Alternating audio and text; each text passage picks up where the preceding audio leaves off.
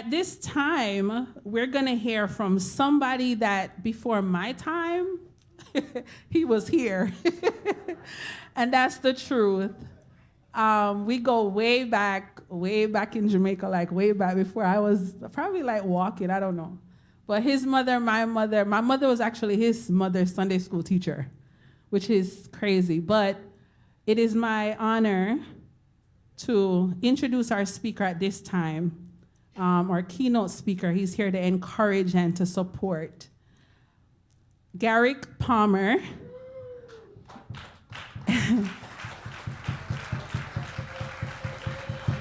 He entered the United States Army on the 20th of February, 1997. Some of us were not even born.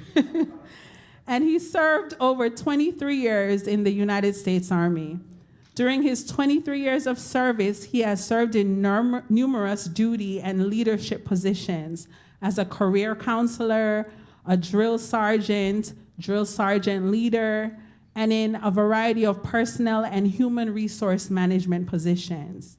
During Garrick's 23 plus years of service, his stateside duty assignments included South Carolina, Oklahoma, Georgia, California, and Virginia. He also served overseas tours in Korea and Bosnia Herzegovina. I know you hear that on the news, but he was actually there. Garrick has completed many leadership and military courses during his time in the military and holds a Bachelor of Science degree in Business Administration.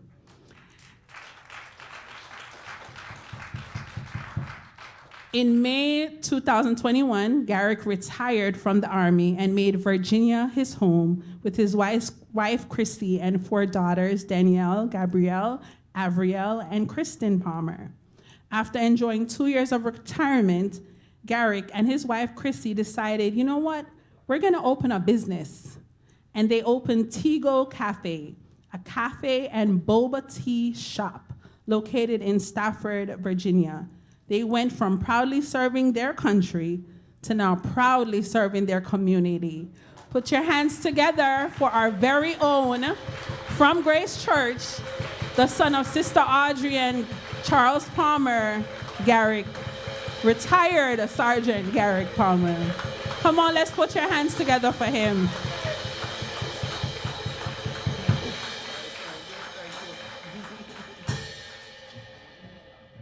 Hey, good afternoon, Grace. Hey, thank you, Ruth Ann, for that. Sometimes when you sit down and hear about some stuff that you do or whatever, you be like, oh, I did that, or whatever.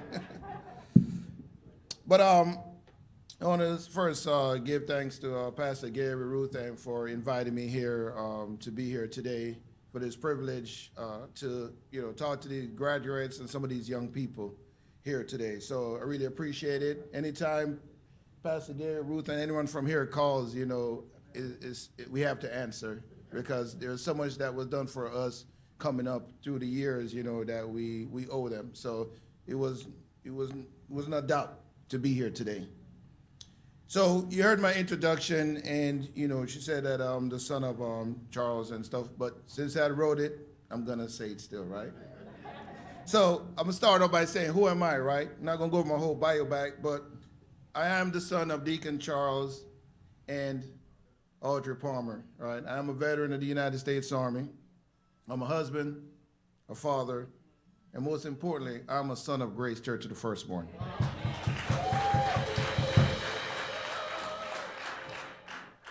So, Belicia, Brandon, several years ago, actually like 28 years ago, I was sitting where you guys are sitting, listening to someone up here give a speech, because I was a part of the group when they started these ceremonies several years ago, and to be here now up here giving this speech, looking back down, and hopefully can say something or give some words of wisdom that could help you through your time means a lot.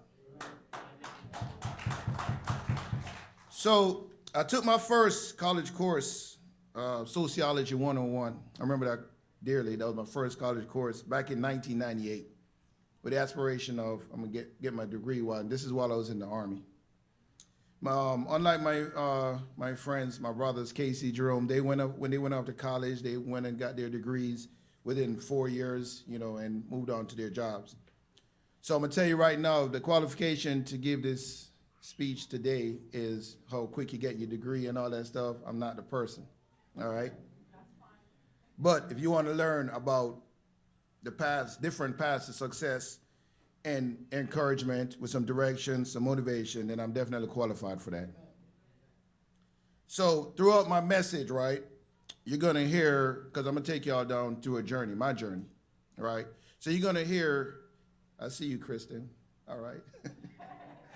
So throughout this message, right, you're gonna hear, it might sound like bragging, or we might call it showing off, right? Which is okay sometimes, right? But what it is, I want to be able to can show you that it fits in with the theme of expanding your capacity for greatness, all right? So even though it took me 14 years to complete my degree, because I did not complete my degree until the summer of 2012. The fact is, though, at the end of it, I completed it. And not only completed it, but completed it with honors and graduated and moving forward, right? So it's not about when you do it, how quick you do it, or whatever. It's just a matter of you do start it to make sure you finish it. Because along those 14 years, I was serving the country, deploying, working, doing a whole bunch of stuff, and trying to take the classes. All right, so remember, it's not how you start, but it's just to make sure you finish it. So today I'm going to go over some topics that I'm going to use, and it's from my life experience, and then we're going to draw it in as far as how it's going to relate and how you guys could use it to help y'all moving forward, all right? And if you see me walking around and moving around and stuff, and I might need a mic, I'm not normally a podium person where I like to just stand at a podium, so, if I have to walk up, can I?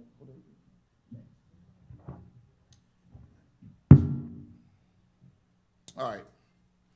So the first thing I'm gonna start off with, and it's good that I hear Brandon and Belisa, they come up here and speak, And first of all, let's give them a round of a hand for all the speakers.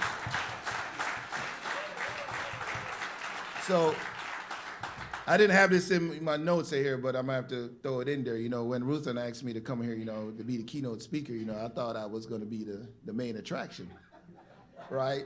So, Mr. Denzel, came up here, Brandon, Belicia, and even Jaden that gave his speech right there, they covered a lot. They did a really, really good job, And I'm glad I'm going in the direction I'm going because whatever I came up with probably wouldn't match what they had to say. So really good job, Brandon and Belicia. And Denzel, that was pretty cool. All right, and Jaden, all right. So one of the first thing I would say is that's the most important, and I'm gonna start off with it, and when I end today, I'm gonna also end with it, right? Because I could wrap this whole speech up with just this one topic right here, and it is put God first, right? Put God first and the support of your family and friends. It is very important throughout whatever you do. And I don't care if you're coming from pre-K or you going to college, or going out in the workforce. You have to do that, all right? So as when Ruth and Red, I enlisted in the Army back in 1997, right? Now I'm gonna tell you, everyone here was shocked when I told them that I was joining the military, all right? Because I was standing here and tell you I was not military material, all right? Nobody in the church, nobody has ever went that direction. And it wasn't something that was talked about or I had in a dream of doing. So a lot of people didn't believe me, and a lot of people were shocked. But, the craziest thing is that God actually spoke to me a day. I was driving on I-95, and he just literally said, you need to go find a recruiter. And, I listened, and I will tell you, I did not know nothing about the Army other than what I watch on movies. I didn't know nothing. Right? But I knew that the word that I heard wasn't something that just came from anywhere. So I went and joined. I shot my mom, shot my dad, and I think from the time I started January, I was gone by February. All right? However, it proved to be the path that I was supposed to take because everybody else that was with our group growing up back in the 90s from Grace, everyone went off to college and everyone went off to do the thing, and I went that way, right? And, you know, I could say 23 years later, right? 40, I was 42 when I retired, you know, fully retired, you know, from the military, you know, it worked out, right? So that was the first thing, my enlistment. The second thing was my basic training. Once again, only saw it in the movies, didn't know nothing about it. I remember my first morning walking outside at 4 o'clock in the morning, and I see all this stuff going on. I was like, oh my God, I'm actually in the Army now.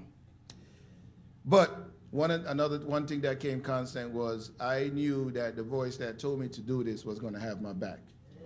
So I put my trust in God, and I knew I was going to make it through. And I would tell you that anybody that ever served before will never forget their basic training, because it is something different, and you can only experience it to know what I'm talking about. All right? So then later on, after years of being in the military and stuff, you know, and I could go to a whole lot of stuff, but I had to just pinpoint for time, right? But one of my proudest moments serving in the military, I served as a drill sergeant. Another shocker that nobody thought that I would be able to do, right? But as we are on the theme of expand your capacity for greatness, not only did I surprise myself, my family, and went and did the job, right? Within a year and a half of doing the job, I got selected to become what's called a drill sergeant leader, right? And what it is, right? That's the person that trains drill sergeants to be drill sergeants. All right. So God blessed me to be able to have the knowledge and stuff to see fit that I was recommended, and I had to go through a series of interviews and everything. And I think it was like 20 of us that got selected to go, and they only chose 2 people. Right? So that's another accomplishment that I point to where I say that the Lord really was guiding me through. Now, this one is one that I want y'all to really pay attention. All right? So, and give a little context so you can understand. When I joined the Army, I told the recruiter, give me a job that is behind the desk, that I won't have to go to war, I don't have to do all these stuff, right? I just want to be far, far in the back. And that's what he gave me, a human resources job, personnel job, right? But there's something about when you join an organization or do something, you end up drinking the Kool-Aid, you transform, all right?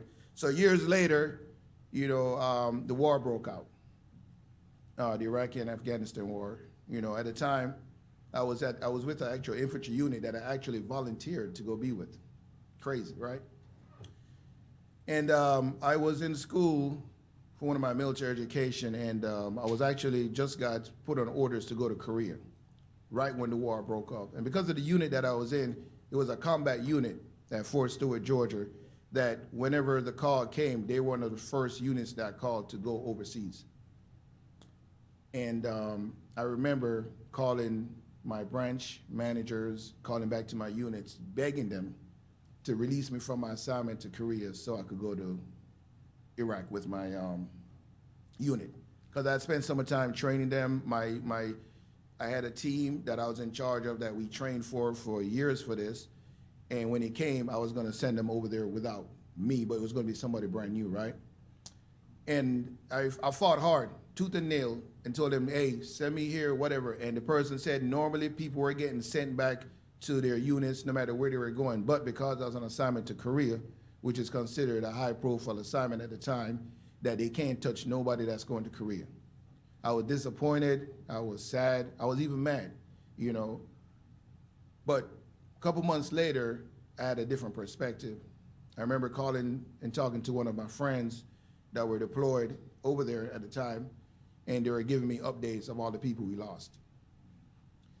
Now, remember I told you that my job was personnel, right?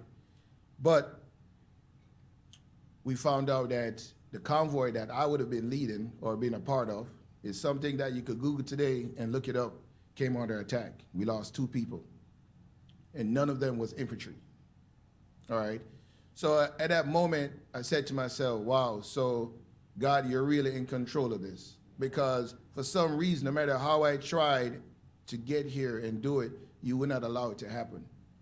So I bring this one is important because along your time, right, you're going to come across things where you thought you were destined to do something, or destined to be somewhere or do something, and God shifts you to do another thing.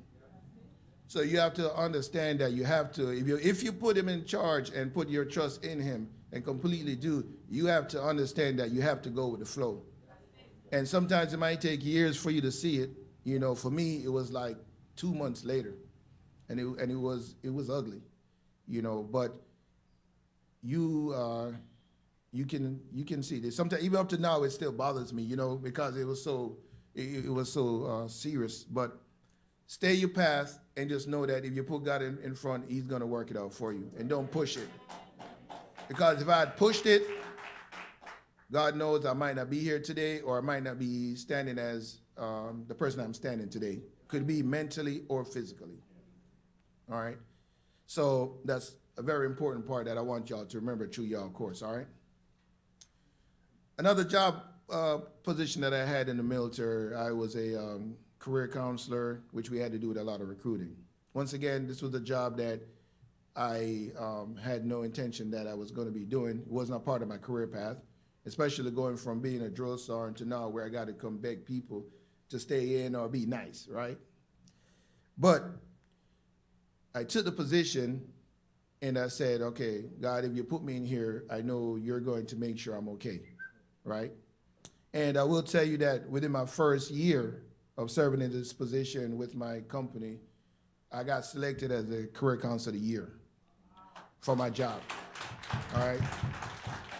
Once again, like I'm saying, it's not bragging, it's not showing off, but it's showing that when God lead you into a direction, that he's going to expand your capacity to greatness, all right? So don't settle to think that, okay, I'm just here and I'm just going to do the mediocre or do what I got to do. If he put you in the position, just know that you're going to go up high, all right? So I retired from the military, like she said, and a couple of years ago, my wife and I came up across an opportunity to open a cafe in Stafford. Now, once again, I've never done nothing in that area before. We barely made coffee at our home, okay? I actually never even drank the product before until I went to Hawaii to check it out. Nothing at all. My wife, she had no experience in it. I had no experience in it. But what we did have was we had some leadership skills that we developed over the years, confidence, but most of all, we prayed about it and we said, you know what? If you're God, if you brought this opportunity to us, you're going to bring us through. All right? 1 year later, I think June 3rd, we celebrated our first year. We're a thriving shop. We have over 13 or 14 employees that work for us, and we're doing well for a new company. So, like I said, your path, like if you told me I'll be doing this 10, 15 years ago, I would say that cannot be true. But you never know where the Lord is going to take you, Now, we might not open another shop. We might not get rich from it. We might not whatever. But what we're able to do is that we're able to show our girls, our kids, that what you can achieve. That no matter what your color is, no matter what you look like or whatever, you could own. Because I'm going to tell you right now, you're not going to find many African-American people that own a coffee and boba tea shop. All right? I'm just going to be honest with you. All right? So whenever the God give you the opportunities, like you young people that I'm saying right now, take it, pray about it. And if the Lord put it on you, you go after it. And when you go after it, you go after it big. All right? And then you would reap the benefits from it. All right?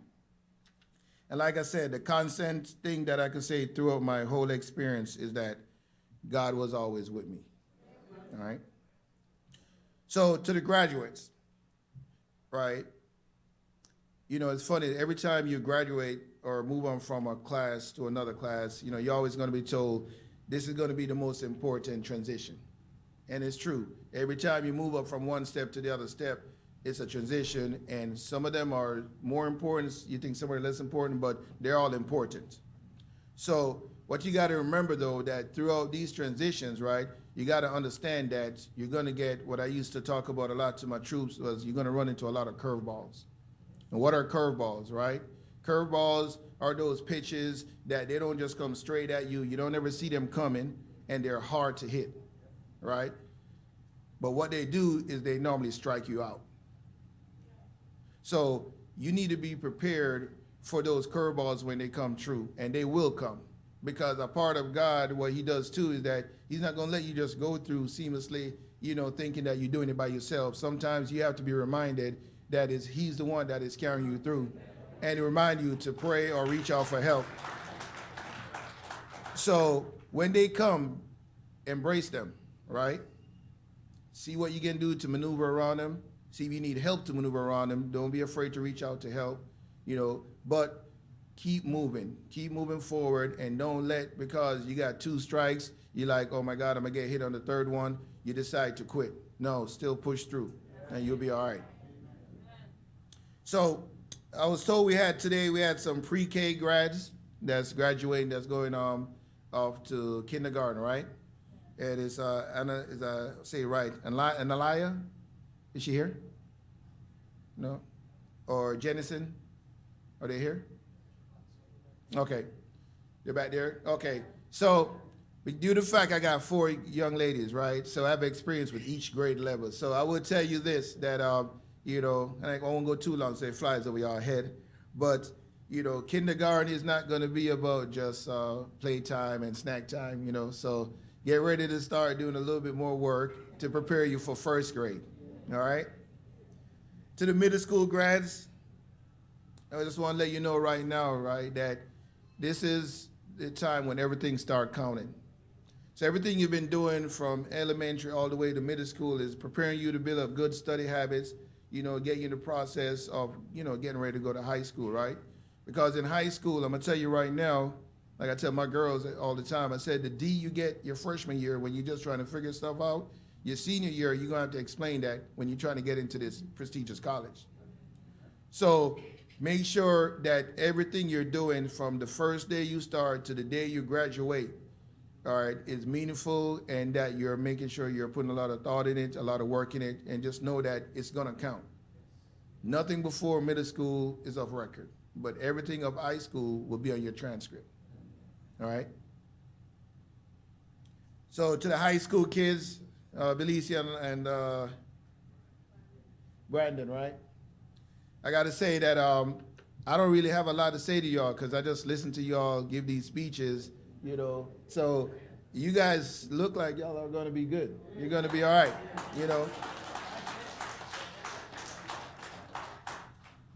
The only thing I would say to y'all is, whatever y'all plans are for the future, continued education, going out there in the work field, just have a plan. And when you create that plan, you stick to it. All right. I have a big thing that I believe in is that you guys are, I don't know, y'all 18 yet? Are you 18? You're 18? Okay, so you're considered adults, right? So start adulting, right? Go out there and do great things, right? And do what you have to do, Let go of moms and dads curtail, go out there, you can always reach back, for support and guidance and all that stuff, but go out there and start adulting.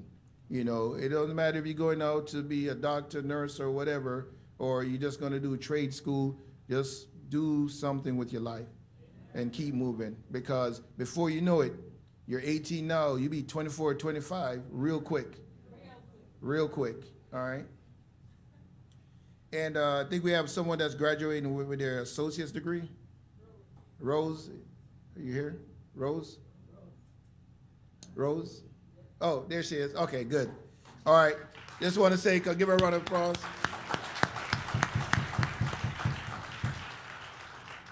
So I want to say congratulations. That's a big step. So go out there and, like I said to the high school kids, do the best. You go. I think you're doing nursing, right? Okay. So one thing I always say, make sure you do your continued education, right? And that don't mean necessarily continue college education, but just continue being the best at what you do, So that's the way that you will end up moving along or moving up. You don't have to be the nurse like everybody else. You could be the best nurse on the ward. All right. So continue being smart, continue moving forward. Don't stay, after you do it for a couple of years, don't just be like, okay, this is good, I'm making some good money or whatever. Nope. move forward, all right, and keep moving up until, you reach a place where you're like, all right, I can push like this now, right? So don't stop right here, okay? All right, and nursing, my mom's been a nurse, was a nurse for over 40-something years, so, I know that's a good feel, all right? So I'm gonna go back to another story that I'm gonna tell you real quick about. We talk about expanding your capacity for greatness, right? And like I said, these are for all the young folks. So when I was a young private in the Army, and I remember when I joined, nothing about the Army, didn't know nothing. I wasn't really Army material or whatever. I went in at the lowest rank. It was called an E1, a private. All right. You can move up to the highest is E9. All right. So when I was in as a private, I used to have a lot of bosses that, they're called sergeants. You attain the rank of sergeant by time, going to schools and doing good stuff and great stuff, and then you get promoted, right? Now, for the graduates and for everyone, the reason why I'm telling you this story, right, is that I have a saying, a lot of people will ask you, what do you want to do when you get older? Or what do you want to be? Where you see yourself and everything, right? So my thing that I used to always say is, I used to always want to identify the things that I don't want to do. Because when you identify the things that you don't want to do, right, you'll be able to take out a lot of stuff out of the way. So that during the time when your mind changes, like say you graduate, you say, oh, I'm going to be a nurse, but then you pivot somewhere else. You pivot upward, but you don't pivot back down to the stuff that you didn't want to do, right? So it's good to identify some stuff. Identify what you don't want to do, what type of housing arrangement you don't want to be living in, what type of area you want your kids going to school. And then once you knock those things out, the other things you do will matter, right?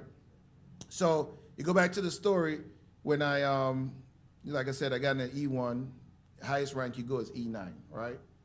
So I got promoted to what's called E7, which is a senior NCO, first level senior NCO within 7 years of joining the Army. Now, let me tell you now, that normally takes about 15 years, all right? How did it happen so fast, right? Well, one, God, right?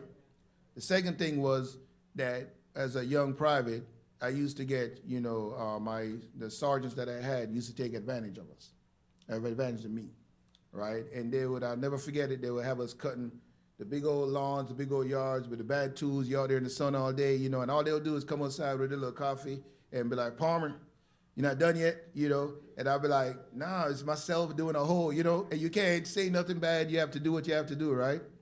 And, I used to be I'd be out there in the sun. And this was in Oklahoma. It was hot every day. And as I was pushing, we didn't even have the regular lawnmower. We had the one that you push, manual. So as I was doing it, I looked at him one of the times where he came out and I said, what is the difference between him and me? And the only difference was his rank, right? So I said, I didn't want to be treated the way he was treating me, and I didn't want to be doing what I was doing all day. Because if you stay below a certain rank for 4 or 5 years, you're going to be doing the manual labor as you're coming up. So I said to myself, okay, I don't want to be doing this for 4 or 5 years. So this was my year 1. So 2.5 years later, I got promoted to sergeant, right? Now I was telling people, what to do, all right, to go cut the yard, right? The only difference was I remembered how I felt, so I made sure they had breaks, make sure it wasn't just one person out there doing it, right? But I did that. Now that same guy that used to come out there and take advantage of me and have me doing all this stuff, whatever, a year and a half later, I passed him up in rank, okay? And then a couple years later, I passed him up again in rank, 2 more ranks. And I'm gonna tell you, I looked him up every time to check. And every time I saw that he was still the same rank that I was when I was a private, I was like, yep, got him. Okay, so I say that to say to you, right, that you need to make sure that identify the stuff you don't want to do, you don't like doing, and then you don't like people treating you a certain way, overworking you, doing all this stuff, then be their boss. Be their boss. Do what you have to do, get your education you got to get, pass them up, and then you come back and tell them what to do. All right? Because I am living proof of that. Okay? So that is very important that I pass that on to you. So I'm going to wrap this up. So the first thing I'm going to do, like the first thing that I open with, is I'm going to always say, remember to put God first. All right? Lean on your faith. All right? Don't be afraid to reach out to the prayer warriors here at Grace Church of the Firstborn. Because I would tell you that while I had a really good career for 23 years in the Army, I had stuff that happened to me throughout the years where if it wasn't for the prayer warriors that were here, that my career could have probably ended the first 2 or 3 years.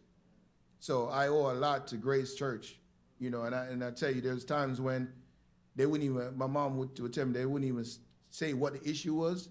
They would just sit around and start praying. Or even there were times when, I think it was Sister Jackie, on Daisy's daughter, would call my mom and say, something is up with Garrick. Now, my mom told me that she never mentioned nothing to her, nothing that's going on, but she said, we need to pray for Garrick. And they prayed, and it worked out. And I'm talking some serious stuff that happened that could have went really, really bad, and God just cleared the way for me, So, like I said, do not forget to lean back on the foundation of this Grace Church here, the people here, that you could go back pray. Even though, unfortunately, a lot of the ones that I grew up with have gone on to the Lord and passed on, but there's still a lot of people here that you could reach back to and you could get guidance from and pray. But if you don't remember anything else I say today, remember that, because that's the most important thing that I think why I was able to get through throughout my career and whatever I'm doing. And I know whatever I do in life moving forward, I'll be okay. Like my mom asked me today, she said, hey, are you nervous to come up here and speak and all this stuff? I said, no. I said, because God has put me into positions from before to be able to do stuff like this. All right. So before I come down, just want to give a shout out, to the parents. I meant to mention this earlier, but I know what you guys are going through. My eldest daughter graduated this year too from high school. Pastor Gary, that means you're getting old. If I got kids graduating, right, going off to college. But so my daughter Danielle, she graduated, going off to college. My niece, she graduated this year too. My sisters and got nephews that's going off to middle school. So this is a great year for Prosper. This is a great year for moving forward. And I'm gonna take this expand your capacity for greatness back to her too, to make sure that she understand that she has a past to go through too. So but continue on praying for us. Continue praying for my family. We continue always look out for the Grace Church here, and I really appreciate y'all inviting me up here. Thank you very much, and I hope these words of encouragement, meant something. But if anything, all I said, if you can't remember anything else, put God first. All right, that's it.